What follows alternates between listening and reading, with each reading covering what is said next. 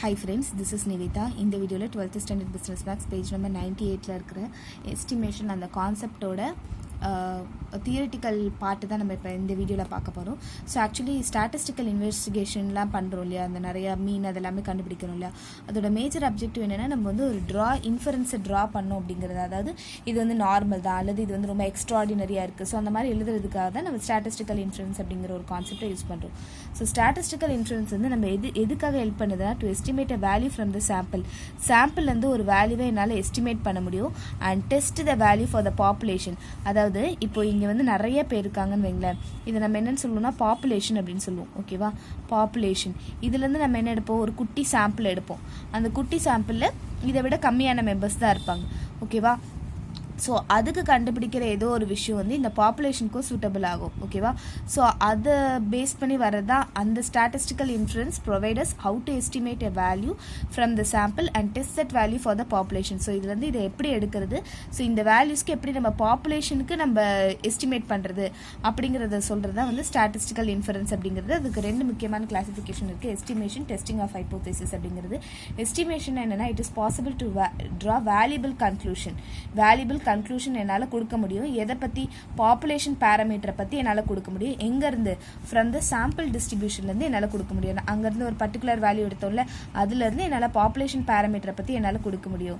Estimation helps in estimating an unknown population parameter such that the population mean, standard deviation, etc. on the basis of the suitable statistical computed from the samples drawn from the population.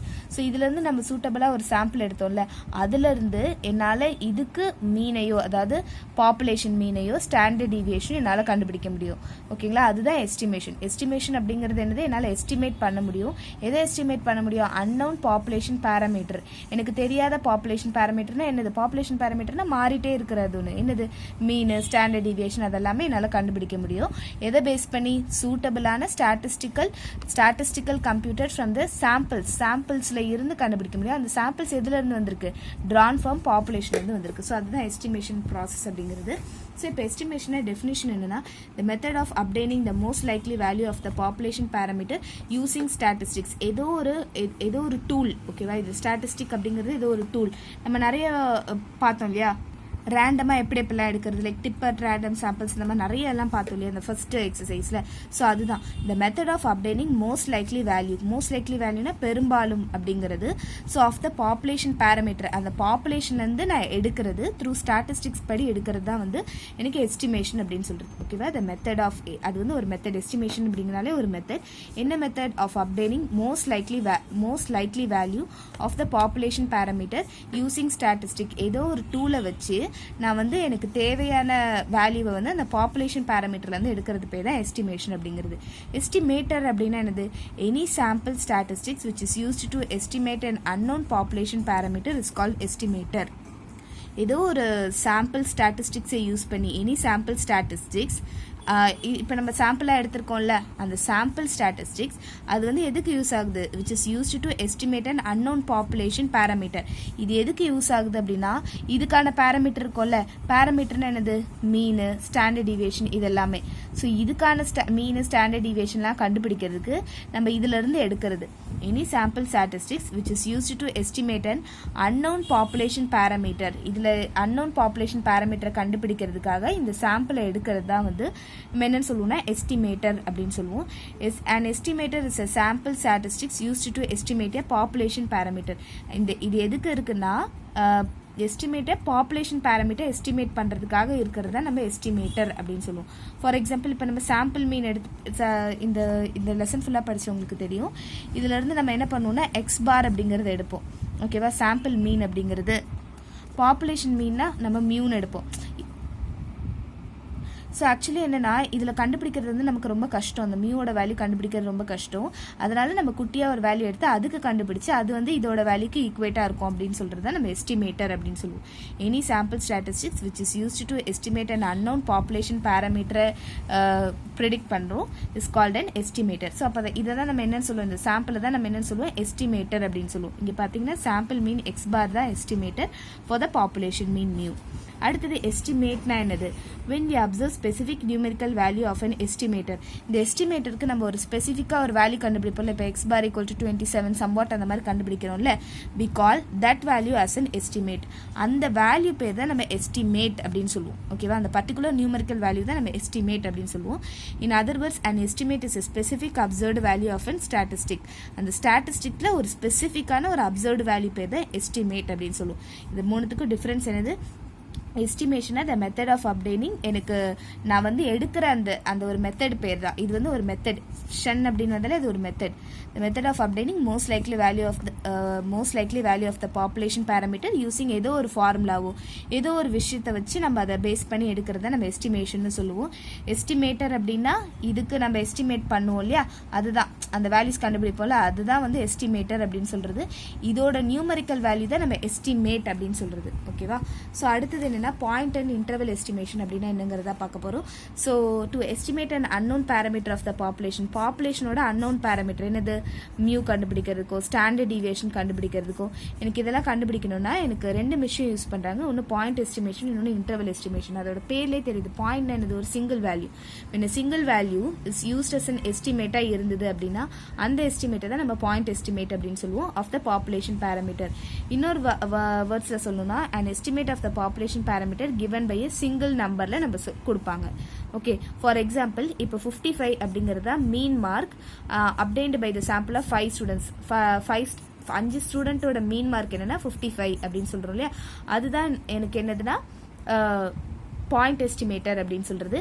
So இந்த 5 ஸ்டூடெண்ட்டையும் எங்க இருந்து கொண்டு வந்திருக்காங்க, 100 ஸ்டூடெண்ட்ஸ்லேருந்து கொண்டு வந்திருக்காங்க. ஒரு population வந்து 100 students இருக்காங்க, அதுலேருந்து 5 ஸ்டூடெண்ட்ஸ் கொண்டு வராங்க. அந்த 5 ஸ்டூடெண்ட்ஸோட மீன் தான் என்னன்னா 55 அப்படின்னு சொல்றது.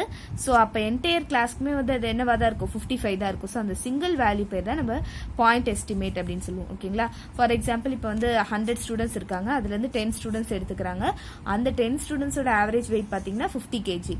அப்போ எனக்கு அந்த டோட்டல் வேல்யூக்குமே டோட்டல் ஸ்டூடெண்ட்ஸ்க்குமே எனக்கு என்ன ஒரு ஆவரேஜாக 50 kgல இருக்காங்கப்பா அப்படின்னு சொல்றோம்ல. ஸோ அந்த 15 ஒரு சிங்கிள் வேல்யூ வந்துச்சுன்னா அதுதான் நம்ம பாயிண்ட் எஸ்டிமேட் அப்படின்னு சொல்லுவோம். அடுத்தது, instead of considering estimated value of the population parameter single வேல்யூவா இல்லாம சில இடத்துல வந்து இன்டர்வலா இருக்கும். Interval for estimating the value of the population parameter இருக்கும். ஸோ அது பேர் தான் நம்ம இன்டர்வல் எஸ்டிமேஷன் அப்படின்னு சொல்லுவோம். ஃபார் எக்ஸாம்பிள் இப்போ மீன் இன்கம் இஸ் பிட்வீன் 10,000 12,000 வரைக்கும் வருது. ஒரு நம்பர், ஒரு பர்டிகுலர் நம்பரா இல்லாம எனக்கு ஒரு ரேஷியோ கொடுத்துருக்காங்களே, இந்த இடத்துலேருந்து இந்த இடம் வரைக்கும் வருதுன்னு சொல்கிறாங்களா, அது பேர் தான் இன்டர்வல் எஸ்டிமேஷன் அப்படின்னு சொல்கிறது. For example generally there are situation with point estimation வந்து நமக்கு கரெக்டாக வராது. அப்போது நம்ம வந்துட்டு ஒரு பர்டிகுலர் லிமிட்ஸ் கண்டுபிடிக்க இன்ட்ரெஸ்டாக இருப்போம். Within the parameter would be expected to lie. அந்த ஒரு பர்டிகுலர் லிமிட்ஸ்குள்ளே தான் நான் கண்டுபிடிக்கிற அந்த பேராமீட்டர் வந்து லை ஆயிருக்கும் அப்படின்னு சொல்கிறதா வந்து இன்டர்வல் எஸ்டிமேஷன் அப்படின்னு சொல்கிறது.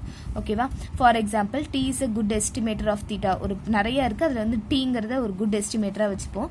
With the standard errors, then making use of the general property of the standard deviation, the uncertainty T as an estimated theta can be expressed as.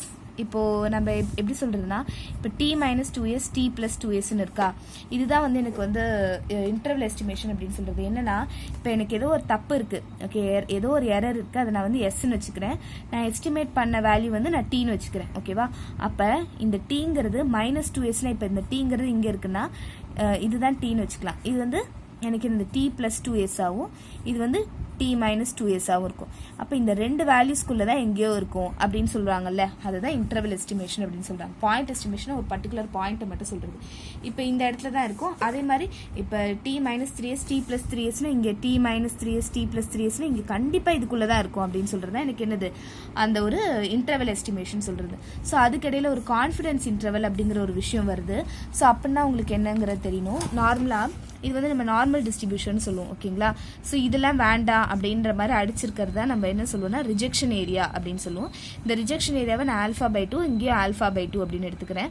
So இந்த ரிஜெக்ஷன் ஏரியா மொத்தமாக எவ்வளோ வரும், α/2 + α/2 value 2α/2 வரும். 2 cancel ஆயிடுச்சுன்னா வெறும் alpha மட்டும் வந்திருக்கும். So இப்போ ஆல்ஃபா அப்படிங்கிறது என்னது, எனக்கு இந்த டோட்டலான ரிஜெக்ஷன் ஏரியா ரெண்டத்தையும் சேர்த்தா எனக்கு ஆல்ஃபாவோட வேல்யூன்னு வருது. இந்த ஏரியாவை சேர்த்தா எனக்கு ஆல்ஃபாவோட வேல்யூன்னு வருது. அப்போ அக்செப்டன்ஸ் ஏரியா இது வந்து ரிஜெக்ஷன் ஏரியா. ஓகேவா? அக்செப்டன்ஸ் ஏரியானா இங்கே இருக்குல்ல, அதெல்லாமே அக்செப்டன்ஸ் ஏரியா. நான் அப்போ அக்செப்டன்ஸ் ஏரியா எப்படி தான் கண்டுபிடிப்பேன்? டோட்டலாக இருக்கிறதோட வேல்யூ வந்து 1. ஓகேவா? இந்த டோட்டல் வேல்யூ வந்து 1.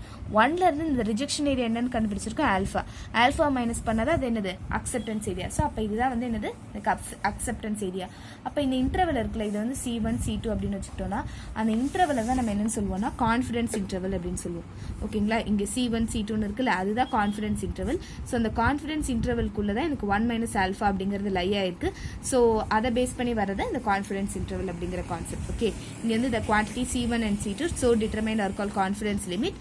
அந்த இன்டர்வல் வந்து இவ்வளோ within which the unknown value of the population parameter is expected to lie is known as confidence interval. So இதில் தான் எனக்கு என்ன இருக்கும்? இந்த இன்டர்வல்குள்ளே தான் எனக்கு நான் கண்டுபிடிக்க போகிறது இருக்கும். லைக் அந்த நம்ம என்ன கான்செப்ட் பார்த்துட்டு இருந்தோம்? அந்த இன்டர்வல் எஸ்டிமேஷன் பார்த்துட்டு இருந்தோம். அந்த இன்டர்வல் எஸ்டிமேஷன் இந்த இன்டர்வல்குள்ளே தான் ஏதோ ஒரு வேல்யூவில் தான் இருக்கும் அப்படின்னு நம்ம சொல்கிறோம். ஸோ 1 மைனஸ் ஆல்ஃபாங்கிறது கான்ஃபிடன்ஸ் கோஎஃபிஷியன்ட் அப்படின்னு சொல்கிறோம். ஸோ தேங்க்யூ ஃபார் வாட்சிங். இந்த வீடியோ உங்களுக்கு பிடிச்சிருந்தா லைக் பண்ணுங்கள், ஷேர் பண்ணுங்கள், subscribe to my channel. Thank you.